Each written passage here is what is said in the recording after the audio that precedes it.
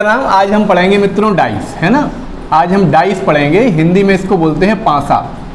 ये वही वाला पासा है, ये वही वाला पासा है जो है लूडो में आप फेंकते हो, है ना। या जो महाभारत की लड़ाई में शकुनी ने फेंका था, भांजे 7, ये वही वाला है ना। इस एक पासे ने ही जो है पूरे महाभारत का युद्ध कर दिया था, कुरुक्षेत्र को लाशों से पाट दिया था, चचेरे भाइयों को लड़ा दिया था। ये वही पासा है, ठीक। इसके बारे में आज हम पढ़ेंगे। पहले ये पासा लंबा होता था, अर्थात पहले देखें तो ये पासा जो है घनाभाकार होता था, क्यूबॉइड होता था। और फिर अब जो आप लूडो में डाइस यूज करते हो वो कैसा होता है, वो क्यूब होता है। तो क्यूबॉइड से क्यूब हो गया, मतलब पासे के साइज में भगवान कृष्ण के जमाने से लेके आज तक इतना परिवर्तन आया कि क्या हो गया, क्यूबॉइड से क्यूब हो गया, है ना। मतलब पहले लंबा चलता, आज भी वो जो चौसर चलता है, चौसर में वो लंबा वाला ही चलता है। लेकिन चाहे वो हो चाहे ये हो, दोनों में ही कॉमन बात ये है कि दोनों में ही अंक जो है, बिंदियां जो रखी होती हैं, जो उस पर चिन्ह बने होते हैं, वो कहाँ से कहाँ तक रहते हैं, वो 1 से लेके 6 तक होते हैं। किसी भी पासे में 7 जो है नहीं होता और किसी भी पासे में 0 भी नहीं होता। स्पष्ट है। तो किसी भी पासे में 7 भी नहीं होता और किसी भी पासे में 0 भी नहीं होता। आपके जो पेपर आप दे रहे हो ना, बैंक के एग्जाम में पासे का क्वेश्चन नहीं आता, एसएससी के एग्जाम में आता है, रेलवे के एग्जाम में कभी आ जाता है, कभी नहीं भी आता है, भगवान भरोसे है। व्यापम के एग्जाम में अक्सर आता है, पुलिस के एग्जाम में भी आता है, सब इंस्पेक्टर के में भी आता है, एसएससी जीडी वगैरह और ये सारे एग्जाम होते हैं उनमें भी आता है। 1-2 क्वेश्चन इसके आते हैं और बहुत सिंपल होता है। इसको सॉल्व करने में आपको 10 सेकंड से ज़्यादा नहीं लगने चाहिए। अगर आपको 10 सेकंड से ज़्यादा लग रहे हैं, इसका मतलब है आपने ठीक से पढ़ा नहीं है। इसका कितना भी टफ क्वेश्चन आ जाए, इसका कैसा भी क्वेश्चन आ जाए, इसके सारे रूल आज हम पढ़ने वाले हैं। आज आप सिर्फ नोट करोगे, इसका कैसा भी क्वेश्चन आ जाए, इसके हर क्वेश्चन को सॉल्व करने में 10 सेकंड से ज़्यादा नहीं लगने वाले। इसकी औकात 10। समझिएगा, आसानी से इन सारी बातों को बात करते हैं।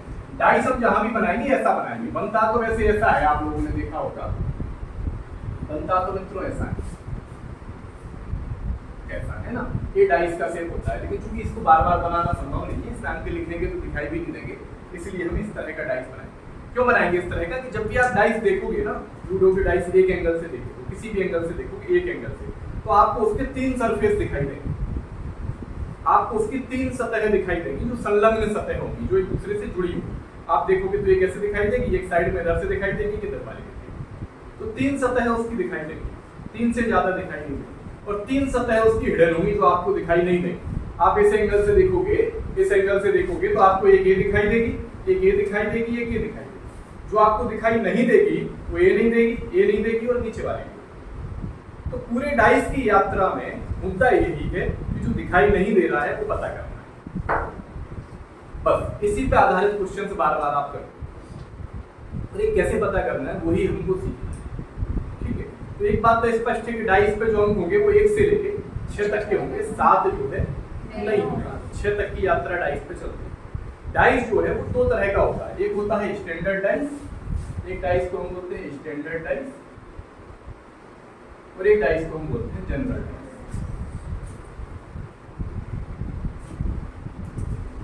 अर्थात एक होता है मानक पासा, हिंदी में बात करें तो एक होता है मानक पासा और एक होता है सामान्य पासा। ये कहानी।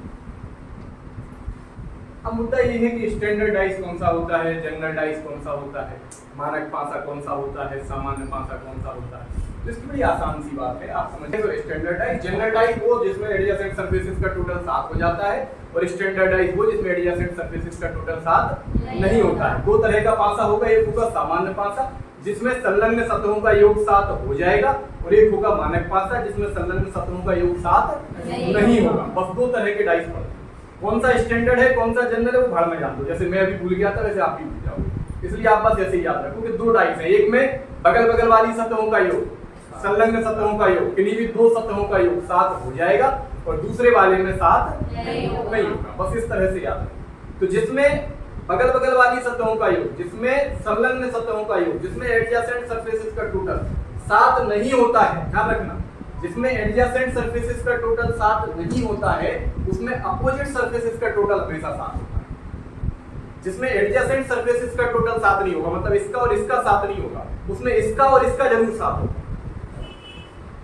तो जिसमें एडजेसेंट सरफेसेस का टोटल 7 नहीं होगा, उसमें अपोजिट सरफेसेस का टोटल हमेशा कैसा होगा? 7 होगा। जिसमें संलग्न सतहों का योग 7 नहीं होगा, उसमें विपरीत सतहों का योग हमेशा कैसा होगा? 7 होगा, 7 होगा। तो ये वाला जो डाइस दिख रहा है, इसमें मैं कहूँ 5 का अपोजिट सरफेसेस बताओ, 5 का अपोजिट सरफेस बताओ, 5 का विपरीत फलक बताओ। 5 का विपरीत फलक क्या हो जाएगा? 2, क्योंकि हमें पता है कि यहाँ पे संलग्न सतहों का योग कहीं पे भी 7 नहीं हो रहा है। 5 और 4 9 हो रहा है, 6 और 5 11 हो रहा है, 6 और 4 10 है। तो जहाँ पे संलग्न सतहों का योग 7 नहीं होगा, वहाँ विपरीत का योग कैसा हो जाएगा? 7। तो मैं कहूँ 5 का विपरीत बताओ, तो 5 का विपरीत कैसा हो जाएगा? क्योंकि हमें पता है कि 5 और 5 का विपरीत ये दोनों मिला के कैसे हो जाने चाहिए? 7। मैं यहाँ कहूँ 4 का विपरीत बताओ, 4 और 4 का विपरीत ये दोनों मिला के कैसे हो जाने चाहिए? 7। मैं यहाँ कहूँ 6 का विपरीत बताओ, तो 6 और 6 का विपरीत ये दोनों मिला के कैसे हो जाने चाहिए? 7। तो ये पहला रूल हो गया हमारा, क्या कि जहाँ एडजेसेंट सरफेसेस का टोटल 7 नहीं होगा, जहाँ पे संलग्न सतहों का योग 7 नहीं होगा, संलग्न सतहों का जहाँ पे संलग्न सतहों का योग 7 नहीं होगा, योग 7 नहीं होगा, संलग्न 2 सतहों का योग 7 नहीं होगा, वहाँ विपरीत 2 सतहों का योग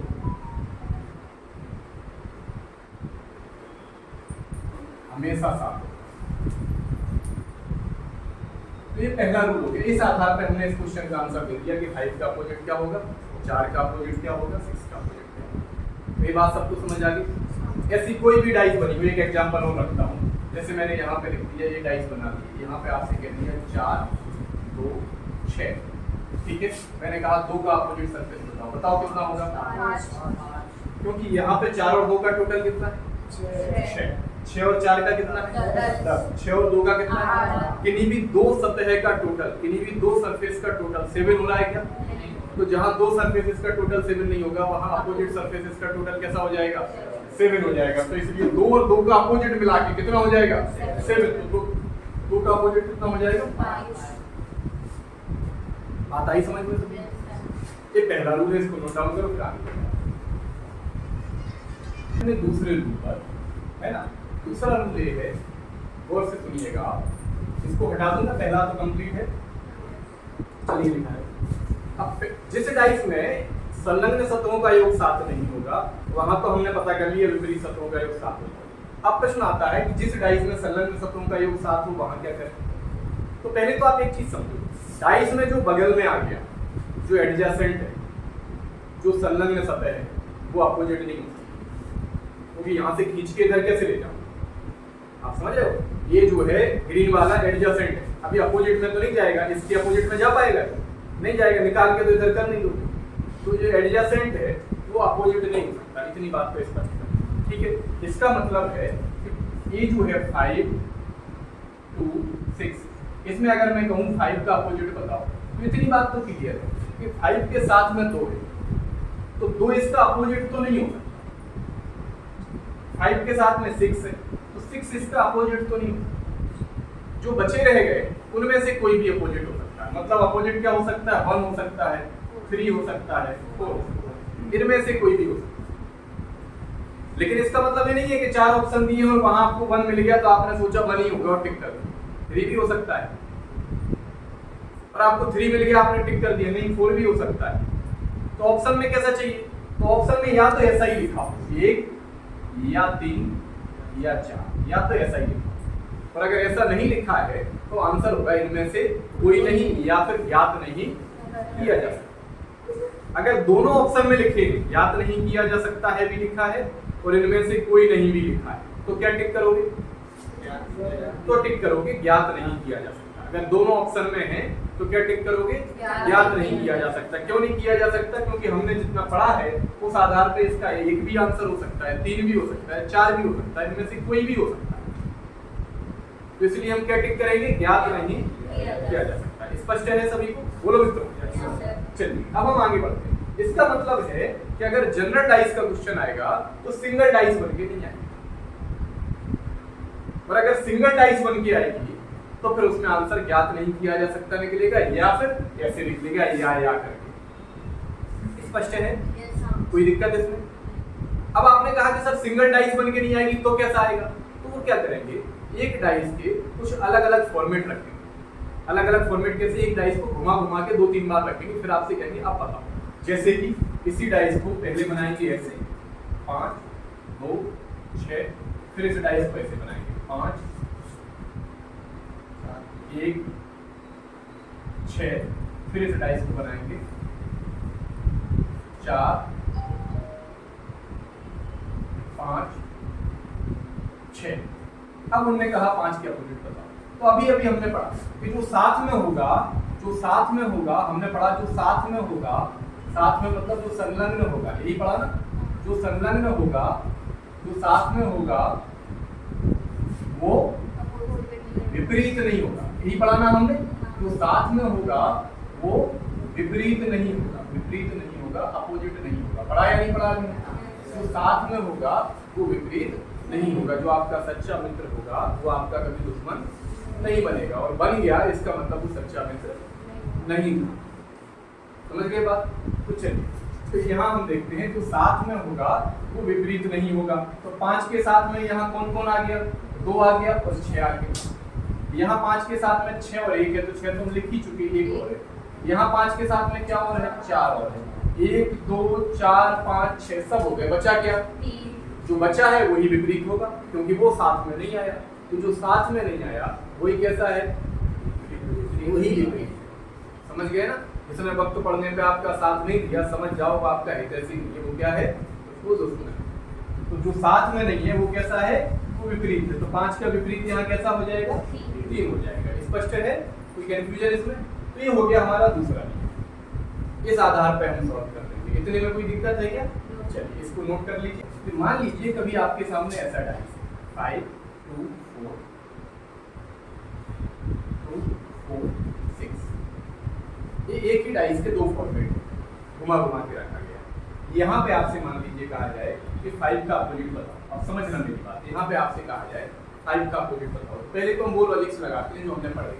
तो पहला वाला रूल क्या है कि जहाँ संलग्न सतहों का योग 7 नहीं होगा वहाँ विपरीत सतहों का योग 7 हो जाएगा। तो यहाँ पे आप देखो संलग्न सतहों का योग तो 7 हो गया, जबकि पहला वाला रूल कहता है कि जहाँ संलग्न सतहों का योग 7 नहीं होगा, यहाँ तो हो गया। इसका मतलब यहाँ पहला वाला रूल तो नहीं लगेगा। क्यों मित्रों? पहला वाला रूल तो नहीं लगेगा। स्पष्ट है? दूसरे वाले कहता था जो साथ में आएगा वो विपरीत नहीं होगा।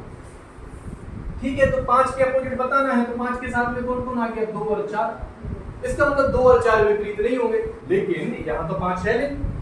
तो यहाँ 5 के विपरीत कौन कौन हो सकते हैं, 1 हो सकता है, 6 हो सकता है, 3 हो सकता है, इनमें से कोई भी हो सकता है। इसका मतलब अभी हमें ज्ञात नहीं किया जा सकता वाली स्थिति।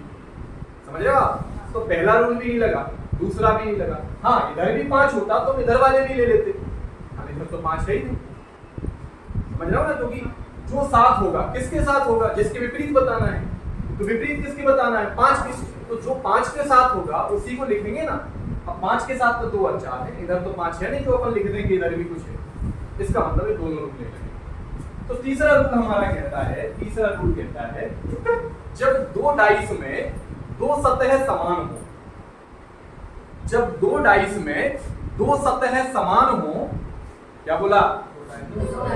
हाँ, जब 2 डाइस में 2 सतह समान हो तो तीसरी सतह एक दूसरे की कैसी हो जाएगी, अपोजिट हो जाएगी। जब 2 डाइस में 2 सतह समान हो तो तीसरी सतह कैसी हो जाएगी, अपोजिट हो जाएगी। जब 2 डाइस में 2 सतह समान हो तो तीसरी सतह कैसी हो जाएगी, अपोजिट। यानी यहाँ पे आप देखो, यहाँ 2 और 4 इधर भी है और 2 और 4 इधर भी है, तो 2 सतह समान हो गई या नहीं हो गई? 2 अंक समान हो गए, 2 और 2 और 4 और 4।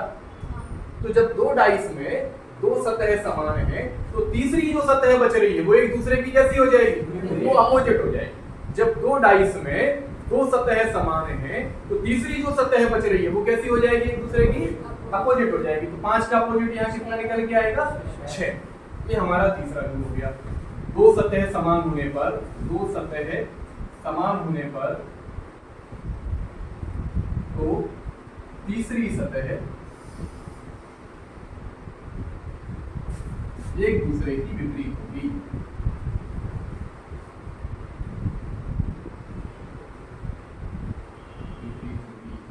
स्पष्ट है? जब दो सतह समान हो तो तीसरी सतह एक दूसरे की विपरीत होगी। इतना पिक्चर क्लियर है सभी को? कोई कंफ्यूजन? पक्का कोई कंफ्यूजन नहीं ना? चलिए इसको तीसरे वाले को नोट करिए। अब यहाँ से एक चीज और समझिए, मान लीजिए कभी आपके सामने डाइस ऐसा बन के आ गया, समझिए जरा, ए बी सी लिखा हो और यहाँ पे लिखा हो एम बी सी, तो ए का अपोजिट क्या हो जाएगा? क्योंकि दो सतह समान है, बी सी इधर भी है बी सी इधर भी है, तो ए का अपोजिट कितना हो जाएगा? एम। या मान लीजिए कभी दो डाइस ऐसे कर दीजिए, यहाँ लिखा हो रेड रेड ग्रीन व्हाइट और यहाँ पे लिखा हो व्हाइट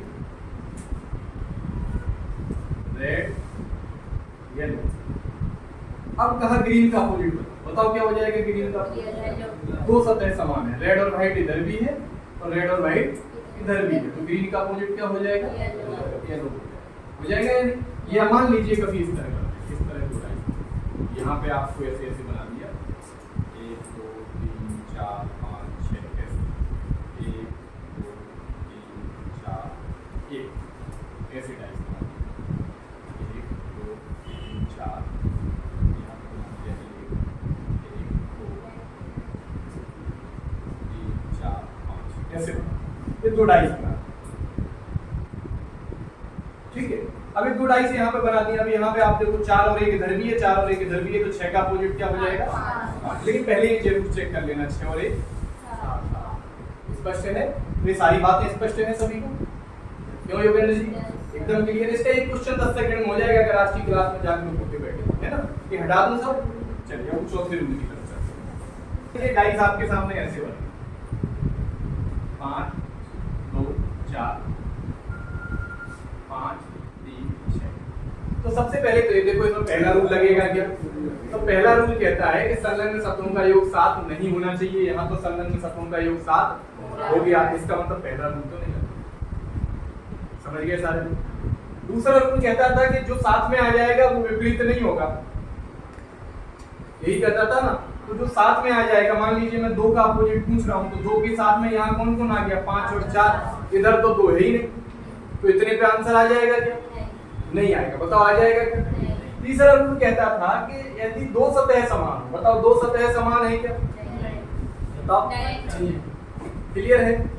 तो चौथा रूल कहता है कि जब समान अंक, जब एक सतह समान हो, क्या बोला मैंने? एक सतह समान हो, समान, या ऐसे लिख लो इसको, समान अंक समान सतह पर, समान सतह पर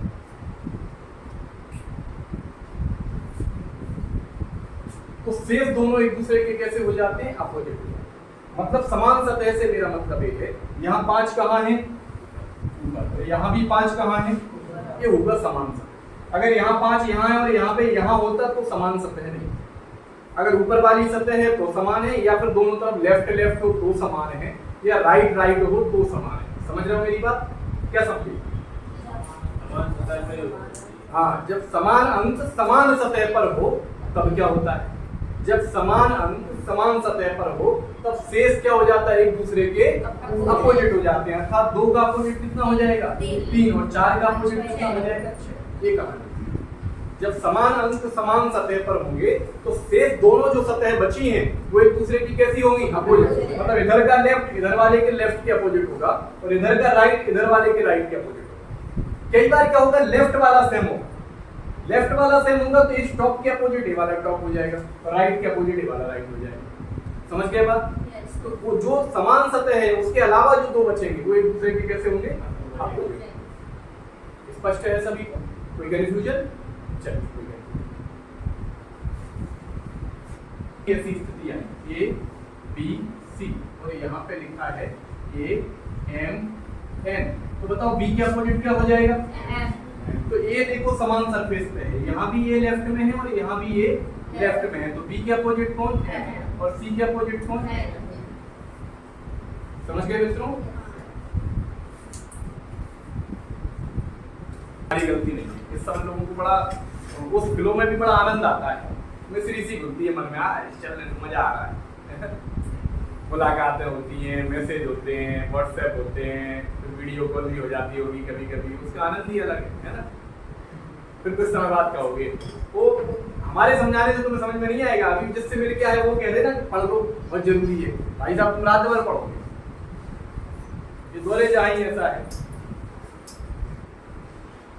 हम समझते रहे वो समझाते रहे, एक शायर ने कहा है हम समझते रहे, सुना दूं क्या, बताओ मैं, हम समझते रहे वो समझाते रहे, हम भरोसा करते रहे वो भरोसा दिलाते रहे, हम समझते रहे वो समझाते रहे, हम भरोसा करते रहे वो भरोसा दिलाते रहे।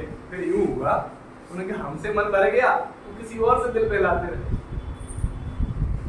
समझ गए? अब पढ़ लो, 5वें पे आ जाओ। सचिन बहुत खुश हो गया है, आज ही मारने वाला है, वो कहेंगे हटा दूं।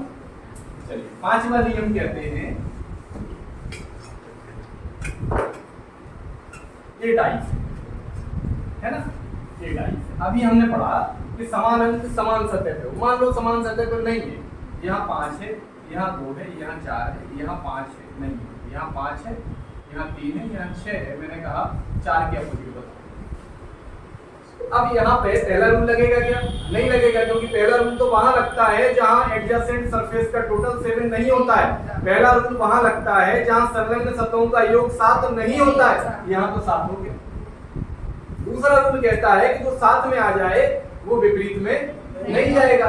तो भाई यहाँ 4 के साथ में 2 और 5 आया है, तो विपरीत में जाने के लिए 1 बचा है, विपरीत में जाने के लिए 3 बचा है और विपरीत में जाने के लिए 6 बचा है। तो आंसर निकलेगा क्या? 1 भी हो सकता है, 3 भी हो सकता है और 6 भी हो सकता है। स्पष्ट है?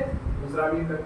तीसरा कहता है कि 2 सतह समान होनी चाहिए, तो यहाँ 2 सतह समान है कि नहीं है भैया, यहाँ तो एक ही सतह समान है।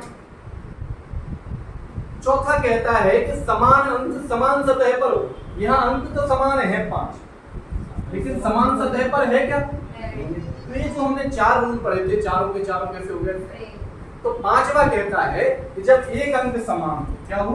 एक अंक की जगह सतह समान, एक सतह समान हो, तब क्या करते हैं समझो। तब हम करते हैं वो समान सतह लिखते हैं, इसकी समान सतह क्या? 5, समझ रहे हो?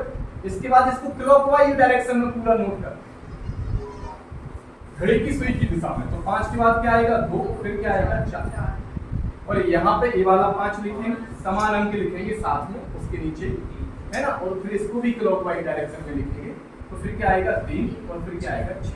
अब समझो 2 के अपोजिट कितना? 3, और 4 के अपोजिट कितना? 6। बात आई समझ? जैसे एक एग्जांपल मान लीजिए यहाँ पे लिखा है PQR और यहाँ पे लिखा है PMN, तो ये P सेम है, बोलो मित्रों।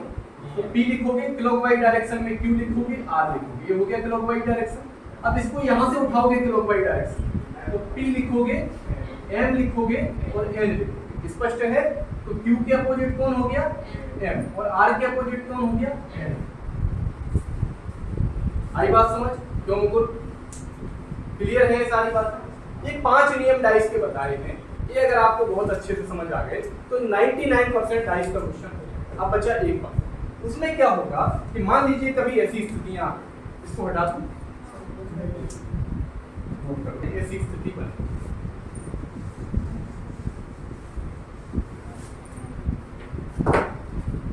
मान लीजिए कभी आपके सामने ऐसी स्थिति बनी, यहाँ लिखा है 5, 2, 4, यहाँ लिखा है 1, 3, 6। तो पहला रूल लगेगा क्या? क्योंकि 5 और 2 7 हो गए। मान लीजिए मैं यहाँ आपसे पूछ रहा हूँ 5 का अपोजिट बताओ, तो दूसरा रूल कहता है कि साथ में 2 और 4 आ गए, तो 1, 3, 6 में से कोई भी अपोजिट हो सकता है। तीसरा कहता है 2 सरफेस सेम होने चाहिए, है क्या? चौथा कहता है सेम समान सरफेस, एक सरफेस समान उस पे होना चाहिए पोजीशन पे, है क्या? लास्ट वाला कहता है कि कोई भी एक डिजिट सेम होनी चाहिए, है क्या? पांचों फेल हो गए। जब सब खत्म हो जाए, जब सारे रास्ते बंद हो जाएं, तो हिमालय की तरफ चले। समझे बात? जब जीवन में कुछ समझ नहीं आए, कुछ भी समझ में नहीं आए, आप देखना इंसान अधिकतर जन्म कुंडलियां तब दिखवाता है जब उसको समझ में आ जाता है आप कुछ नहीं होगा, उसके सारे प्रयास विफल होने लगते, या बहुत हताशा में, बहुत निराशा में, तब वो भाग्य की तरफ जाता है। और जब वो समझ जाता है भाग्य से भी कुछ नहीं हो रहा, तब वो वैराग्य की तरफ जाता है ना। अब छोड़ो, कुछ नहीं रखा, तो वो कहेगा सब मिथ्या है, सब मोह माया है, कुछ नहीं रखा, क्या लगेगा नौकरी मोकरी में, क्यों मलकान जी, तो क्या कुछ नहीं रखा, आखिरी में सबका वही होना है। ऐसे दौर आने लगे ना, तो बिल्कुल सत्यता है, आप प्रकृति के नजदीक जाइए, आप निकल जाना है हिमालय की तरफ और फिर से रिचार्ज होकर दोबारा से जीवन को फिर से शून्य से प्रारंभ करें। जीवन में कभी ऐसा वृक्ष नहीं बनो जिसको काट दिया जाए, जीवन में बीज बनो, फिर से जमीन में गिरे तो फिर से वो के वृक्ष बन के खड़ा हो। ठीक है, क्यों भाई बघेल, मुस्कुरा दिया करो, है ना। तुम्हें क्या लगता है वो यहाँ सब दुखी है कहीं ना कहीं से, तब भी मुस्कुरा रहे, तुम अकेले नहीं हो, मुस्कुराते रहो, सफलता मुस्कुराते चेहरों पर मिलती है। ठीक है भाई, तो ऐसी स्थिति में क्या करोगे, ऐसी स्थिति में ही करोगे, 5 के अपोजिट क्या हो गया, सीधा सामने सामने खेलोगे। समझ गए बात, जब समझ में आ जाए कोई साथ नहीं है तो क्या करना है, सीधा आमने सामने की लड़ाई करनी है। सीधा 2 के अपोजिट क्या हो जाएगा, 3, और सीधा 4 के अपोजिट क्या हो जाएगा। मान लीजिए कभी ऐसी स्थिति हो, ए बी सी, कोई मेल मिलाप नहीं दिख रहा, पी क्यू आर, तो ए के अपोजिट क्या हो जाएगा, बी के अपोजिट क्या हो जाएगा, क्यू, सी के अपोजिट क्या हो जाएगा, ये सब एक दूसरे का अपोजिट। ठीक है मित्रों, बताओ कोई दिक्कत है। ये डाइस के 5 नियम हैं, 6, इनके आधार पे पूरा टॉपिक हो जाएगा खत्म। क्वेश्चन की सीट डाल दूंगा आज रात में आपके ग्रुप में, वहां से क्वेश्चन करना, उन क्वेश्चंस में जो भी डाउट हो उनको कल अपन बात कर लेंगे। एक लॉजिक इसमें और रहता है, कभी कभी वो ओपन डाइस दे देते हैं। ओपन डाइस की क्या कहानी है, इसको हटा रहा हूं, है ना। ओपन डाइस की क्या कहानी है वो समझिए जरा सा, बस उसके बाद बातचीत खत्म करेंगे।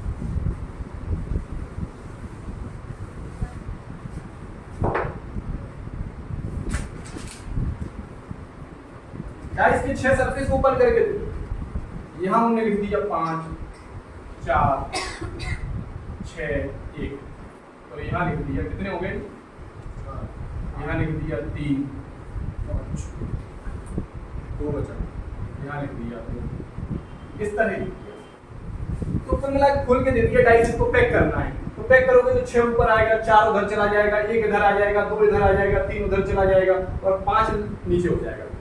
अब इतनी कल्पनाएं नहीं करो, सीधा सीधा समझो, एक छोड़ के जो दूसरा होगा वो उसके अपोजिट होगा। मतलब 5 का अपोजिट क्या होगा, 4 छोड़ के, एक छोड़ के जो नेक्स्ट होगा वो उसके अपोजिट होगा। जब भी ओपन डाइस दी होगी, अभी जब आपको सीट दूंगा ग्रुप में तो बहुत सारे क्वेश्चन उसमें ओपन डाइस के भी होंगे। तो जब भी ओपन डाइस दी होगी तब आपको क्या करना है, तब आपको सीधा सीधा एक छोड़ के जो दूसरा होगा, तो 5 का अपोजिट क्या हो जाएगा, 6, 2 का अपोजिट क्या हो जाएगा, 3, 4 का अपोजिट क्या हो जाएगा, इस तरह एक छोड़ के जो नेक्स्ट होगा उसी लाइन में वो क्या हो जाएगा, अपोजिट।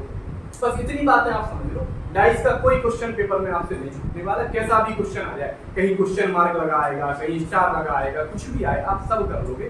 थोड़ा सा प्रैक्टिस करना, आज शाम को क्वेश्चन शेयर करना, वो सारे क्वेश्चन लगा डालना, जो भी डाउट्स रहे तो कल मुझसे पूछ लेना। सबसे सहमत हो, कोई कंफ्यूजन हो तो मुझसे अभी पूछो, जल्दी बताओ। इसी सीक्वेंस में चलेंगे, स्किप नहीं करेंगे, ध्यान रखना, कहीं सीधा चौथा